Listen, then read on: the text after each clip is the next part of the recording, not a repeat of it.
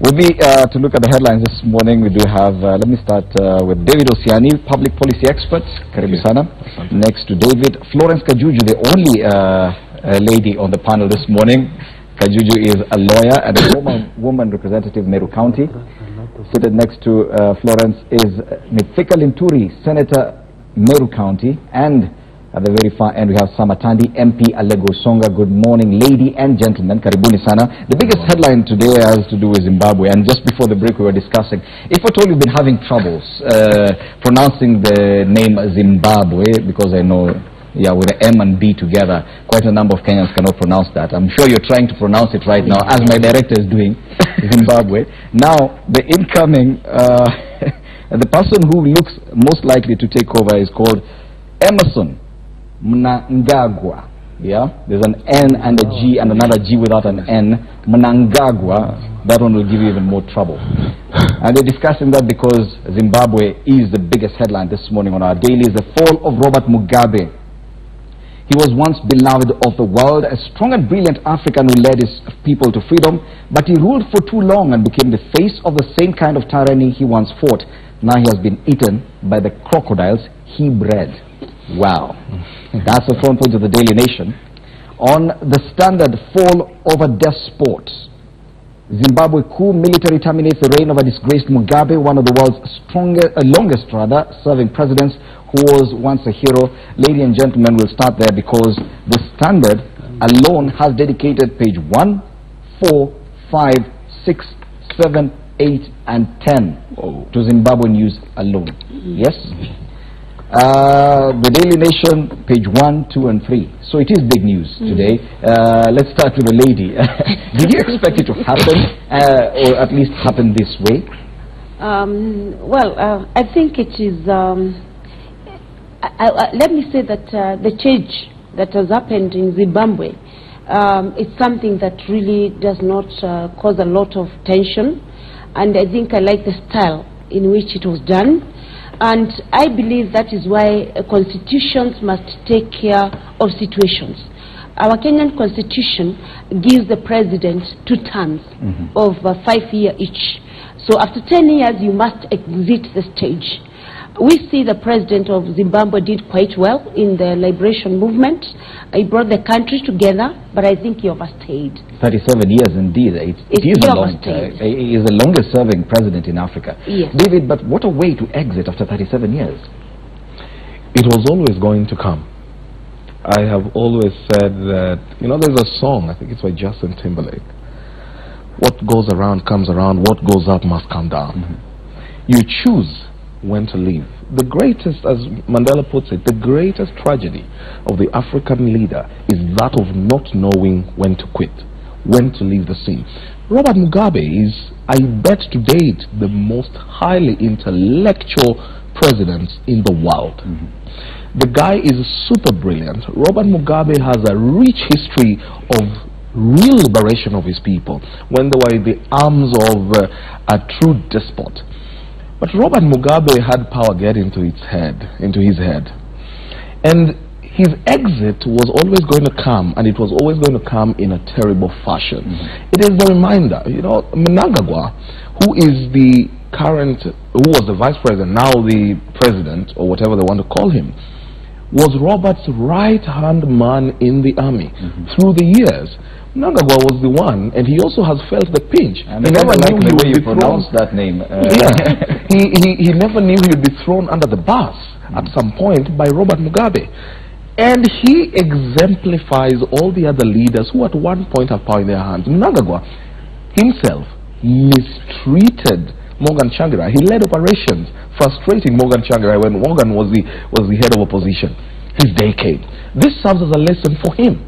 Now when he ascends there, let him do it right, treat people right, because somehow you get to this point where if you don't do right, then the wrong you did catches up with you, and you can only live to wish for it. So, too bad for Comrade Bob Mugabe, but that's the way it is. At 93 to exit the stage like that in such a disgraced manner, Senator Linturi? I purely agree with you that it's disgraceful for Mugabe to fall that way. But I think it's also a wake-up call. A wake-up call to other ends of states in Africa and in your house who are despots. When you look at some of the stories going around Africa right now, there are even some people fighting in parliament because some ends of states wants to extend their constitutional term limits of the presidency to beyond what the constitution talks about. And that is so serious, and I wish, though I don't want to mention names because I don't want to have... We can, because we do understand them in the headlines. Burundi, Rwanda. You start well, but you want to extend them. So there are so many. So I think there comes a time when you really have, as an individual, to make reasonable and conscious decisions in terms of how you would want to leave a country as a leader, not necessarily as president. Even in the positions that we owned, that are given to us by the public as trust. And even if when you also compare, when you sit down as, say for example, as a member of parliament for a very long time, people get fatigued, people get tired, and it's only necessary to make personal decisions and get to understand at what time you really need to exit, and especially when you've worked so hard like Mugabe did to liberate Zimbabwe. There are also those other people in this country that have a lot of respect for and that have done so much for the liberation of this country, from the freedom struggle, from the second liberation, and are also permanently in the streets even at this age. So before before it gets a time where another generation has come in and may not understand what value really earned for the country, the best time to leave them guessing. I just love the way Senator has cheekily introduced the issue of Kenyan politics. No. I just need to remind Senator that Mnangagwa is 75 years old. Proceed. Okay, Samuel, there's this tweet by ODM. Let me just read it. I don't come here. The official Twitter handle. I don't represent our party here. No, I'm just saying. Let's move on. Samuel, incompetent regimes that cling to power in perpetuity while keeping their people in abject poverty will soon realize the ground beneath them has fundamentally shifted. And that's the ODM party. But Senator here says that even in our own situation, the people who took part in the second liberation but are still in the streets, that even in the opposition there should be transition and some leaders should exit and allow fresh brains to take over. I was going to say that in this case, the Zimbabwe case, for me it's not about the length of time you have taken in leadership or in the struggle. It is the kind of system that you presided over. Because Mugabe was in power for a very long time, and he presided over a system where citizens were killed, maimed, democracy emasculated, the economic situation in the country went up to zero, and the man continued to be in power. So for me, relating to the Kenyan situation, we have many people in opposition who have been on the trenches for a very long time. And we also have people in power who have been there for a long time. What have you done when you're in opposition? What are you doing? Are you contributing to the advancement of democracy in opposition? While in power, are you helping the country to achieve economic agendas, economic objectives? So I think what I would like to say is that Mugabe should have left a long time ago. Immediately, citizens began to agitate for fresh leadership that was going to help them achieve their economic dreams. You realize that there was an election where Mugabe was actually beaten us down, and he refused to leave power. And even here in Kenya, I'm not afraid to say that if we continue the way we are continuing, then we are going to end up in this situation. And there are parallels to be drawn with Zimbabwe and Kenya, and it's highlighted on page 3. March 2008, ZANU-PF is defeated by Morgan Changirai, as Samatagi has mentioned it. So, Morgan Changirai's Movement for Democratic Change, MDC, in parliamentary polls. The way we wins in the first round presidential vote, but withdraws from the second round citing violence against his supporters, Yes. Mugabe is inaugurated for a new term. Yes. Some of the very interesting things. Yeah, so if you relate here, you know, in 2007, Raila Odinga beat President Kibaki hands down, and Kibaki refused to exit. He used state machinery to install himself in power. And I think that was the foundation of the crisis we have right now. Even this one, if Uhuru decides to stick into power after the Supreme Court ruling, then I think we are really preparing ourselves for. But the situation in Kenya is very different. There's no difference. Only has the possibility of running for another. There's no difference because we are trying to use the courts to solve for us a political impunity. Well, where the president knows that he's going the wrong route, but he's trying to use the courts. That's the main headline in the dailies today, and that's the biggest talking point, what's happening in Zimbabwe. Remember, the way forward for Zimbabwe is still not clear. It's still not clear what role and for how long Emerson Mnangagwa, and I like the way David pronounced it. Pronounce it again? Mnangagwa. Emerson Mnangagwa, for how long he'll take over. There's a possibility that he could just be an interim president to allow for fresh elections. If at all he's going to take over as substantive president, it's yet to be known. What will happen to Robert Mugabe? Where is his family?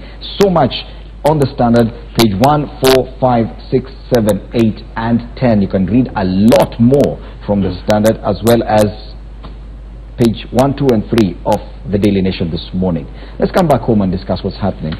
And let's start off with what happened to Martha Karua. And the story is on page 18 of the Standard, and page 21. It's already out of the courts, yes. Page 18 of the Standard, a quick one. Blow as Karua is handed 10 million shilling bail, and this is a proper hit. The High Court in Kirinyaga struck out a petition filed by Kenya leader Martha Karua.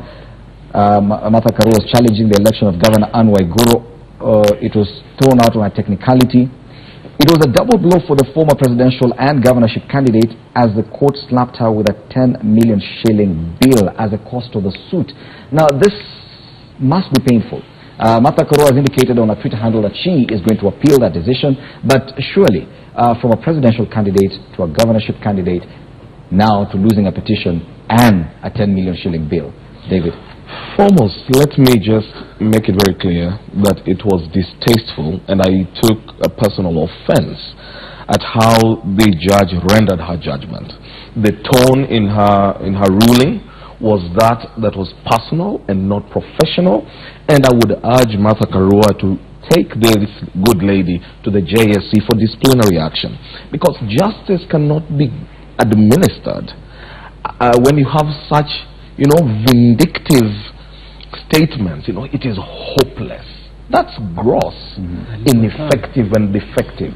I didn't expect that of a judge, but that's her right. Again, I don't appreciate that she did not listen to this case on its merit. That the case ought to have been listened to on its very merit. But here again comes the lesson.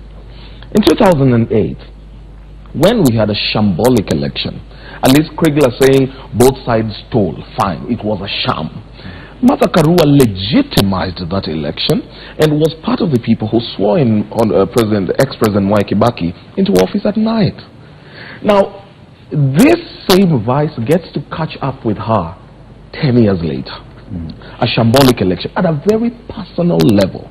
And that is the reason why I've continued to admonish the political class in this country never to hold parochial and narrow views when we are discussing some of the issues that will affect this country in future. I have recounted time and again how people who have held different views very strongly have ended up regretting in those views. And I will say again, we had Francis Kimemia, who was a PS for Interior. Francis Kimemia at the time refused that the provincial administration had to be. He said governors cannot have the provincial administration reporting to them, and that they should be at par. Now I bet he hopes that is not the case. We had now he's governor of... now he's governor, and I bet he hopes that was not the case. We had Waiguru, as I said before, who was the CS for devolution in this country.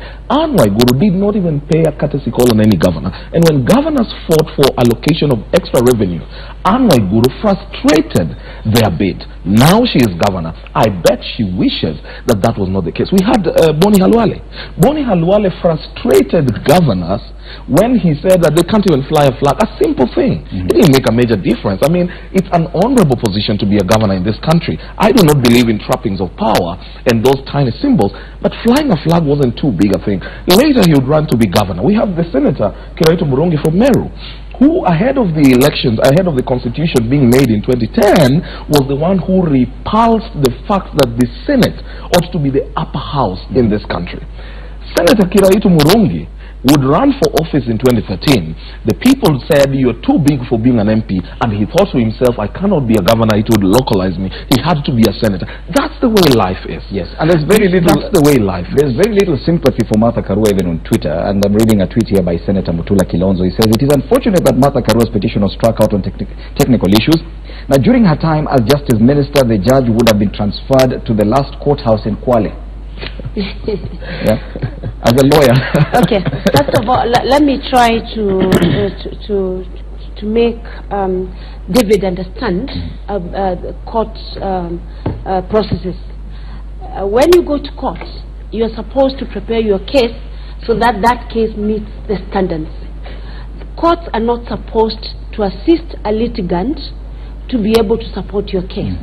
But by the time you approach the court, you must have ensured that all the documentations are proper, all the evidence, whether documentary or whether it's verbal evidence that you're going to give is properly before the court. Now, in this case, Justice Lucy Gitari dismissed the case of Mother Karua on a technicality because she had not presented all the documentations that were supposed to be presented to court. You cannot expect the court to support you or to go on a fishing expedition. Just like Chief Justice Maraga was telling the petitioners who have taken the petition to the Supreme Court, you cannot come to court and ask the court to help you go and fish for evidence.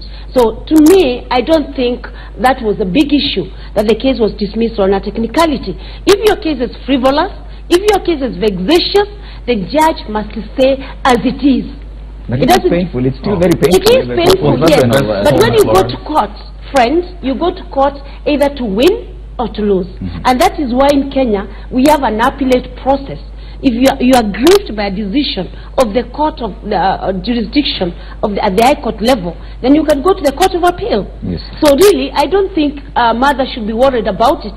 Let her proceed to the Court of Appeal. No, I never listened to a comment on whether the tone in that judgment and ruling was fair. I will come back to that. Technicalities don't have tones. Yes. There is nowhere the tone of the judge can determine. Hopeless. That's fine. No, that was a legal term. It's a legal term. Those are politically speaking, should Martha Karua give up at this point, her continuous fighting could end up costing her even more, don't you think? Intimuli, allow me support my sister's position in terms of our manner in which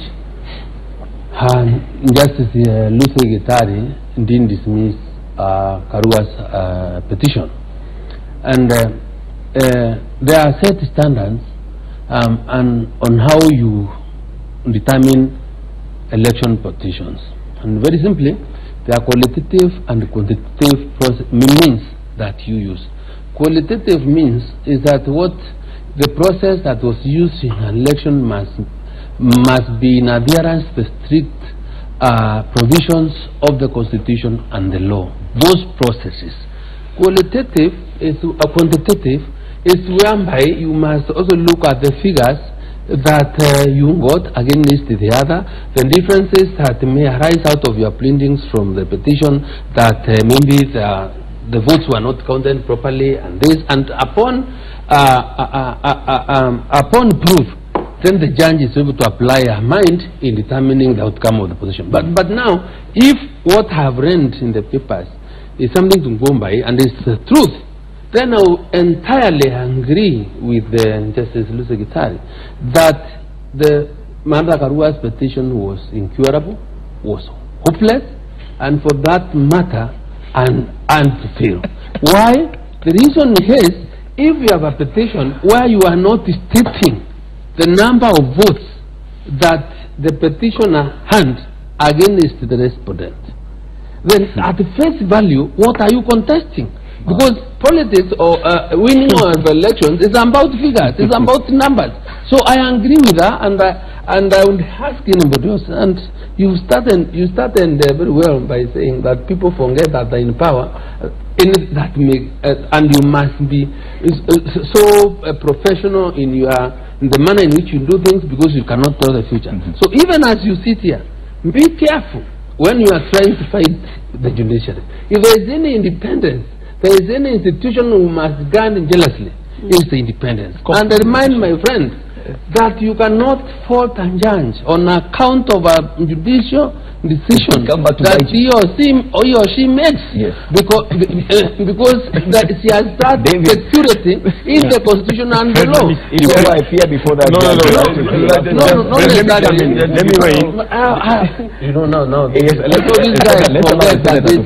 No.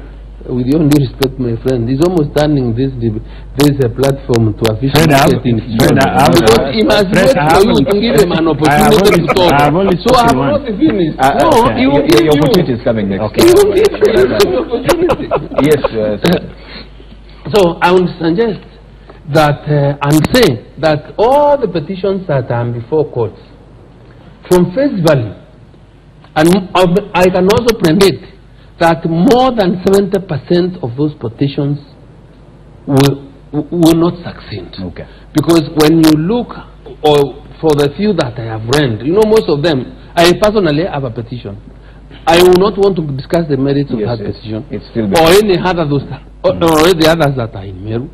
But from the perusal of the court documents, many people, the judges, will only apply the ruling of the Supreme Court in determining the petitions in the lower court. And why I'm saying this is that you find a lawyer having prepared documents to challenge the election of a member of parliament or a governor of senate, and you hear them talking about transmission of results where there was no transmission, and they expect that they will apply that same judgment to influence or persuade the judge in making a finding on the lower court. On Twitter, especially members of your party, I'm talking about Senator Ledama Olekina, I'm talking about David Osiani here, who has worked with ODM and NASA at some point. I'm talking about Senator Mutula Kilonzo. There's very little sympathy for Martha Karua, yet she worked with your coalition at some point. Is it because she jumped ship? I think I would like to come in for Martha Karua, because the judge actually has erred in her judgment. First of all, we are talking about Martha Karua, a renowned advocate in this country, who ideally would not make the kind of mistakes that are synonymous with petitions that are minor and lame petitions. And ineffective, as the judge did. Yes. So I want to say that the judge, and if you look at what Martha Karua said, that judgment was already known what was going to come out, and Martha Karua and Anne Waiguru carried all her supporters to court, and the media was invited. So it therefore means that this particular ruling was influenced, and you want to look at it in the context of Mount Kenya succession politics, because you know that Anne Waiguru is today considered as one of the heir apparents for Uhuru Kenyatta, Is she? Yes. And therefore, I think Martha is suffering two battles: the succession battle, and also the fact that she has to contend with the system that she created. Are you saying that her ambitions of being governor against Anne Waiguru was a non-starter? No. Martha has always been a serious candidate, a serious politician. But I think the system she created is what is fighting her back, trying to block her from accessing the power by all means. I think Martha is a better candidate than Anne Waiguru any day. But you agree with your colleagues on Twitter that she created the system. Yes, she created the system, But at this point in time, I don't think I want to look at that. I want to look at that history. I want to look at the situation. Because curiously, curiously on Twitter is that everyone is now looking at that history. You know, is that yes, you did this back in 2007, 2008. That's why this is happening to you. Let's refer to that history, but let us not stop her from accessing justice in this process. I think she needs justice, and I think I would like to encourage her to move to Court of Appeal so that this particular ruling can be overturned. Okay. Let me just say, Fred, that even as the good senator reminds me that I cannot vilify a judge, he knows that the Sharad Rao-led team that had a purge on the judicial officers sent away some of the finest people based entirely on their attitudes. Justice Angawa, Florence is here, who was incorruptible, praised by everyone as one of the most brilliant, incorruptible, but then there was a defect with attitude. Now, when your attitude can be read in your ruling, then it is unfortunate. Let's agree about that. That everything ought to be handled professionally. It may be convenient now for Florence to say that that's just the way it is, that was what the problem was, it doesn't matter, that's the language of the court. But Florence is a great lawyer who knows that if she went to court and she had that tone against her client, it would be atrocious and unfortunate. And that's how we need to look at things, objectively, away from the lenses, political lenses. That said, I still believe that Martha Karua ought to have justice. Remember, she clarified that the ruling was to be heard the previous day, and all of them were at the court on the previous day. There was no one had come with supporters because of that uncertainty. Strangely, though, is that the ruling was pushed to the next day, and on that next day, Waiguru had her people flocking the court and starting to chant before the ruling was made, which only tells that she had a pre-knowledge of what the judgment was. That's a very serious allegation. No. It is a very serious that's what I'm deducing. It's a deduction I am making. Yes. And Martha Karua, yesterday on television, on another television station, stated just the same. I tend to concur with her. That cannot be a coincidence, you know. And I think it was unfair. Senator, you wanted to say something?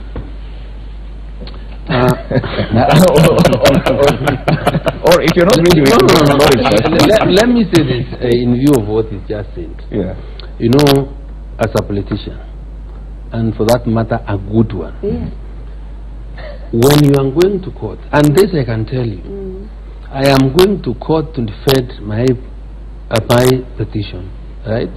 And those people that believe in my leadership are always coming to court to give me support.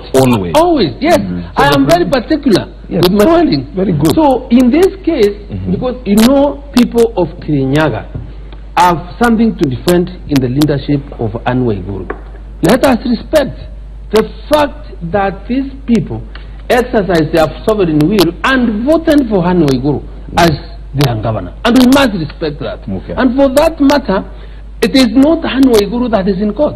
It's the people of Kirinyaga that are in court. When Waiguru is in court. So whenever there is a matter that involves and touches on them, they'll always be there. Let's allow Florence for the final word. You know, David is making very serious allegations against the judge.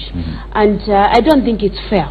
If Martha Karua is a smart lawyer, and she's my senior, and I respect her for that, but Anne Waiguru is a smart politician. They are two different things. So if she feels that she needs her supporters to give her that support, well and good. If Mother Karua did not have the people to take her to court, too bad. But all is not lost for Mother Karua. Let her go to the Court of Appeal. That is why we have the hierarchy of courts. If he did, and I hope David is going to swear an affidavit to the issues that he now alleges against the judge, let her go move to the Court of Appeal. She can seek justice from 3 judges as opposed to 1. But as we speak today, Anne Waiguru is the winner. She's the governor of Kirinyaga County. Okay. And of course, Martha Karua will have a day in court. She has indicated on her official Twitter handle that she is going to appeal that decision. We're talking about better lawyers and better politicians. Time now for a break. When we return, a police chief stops grand reception of Raila. What will happen next? That when Power Breakfast returns.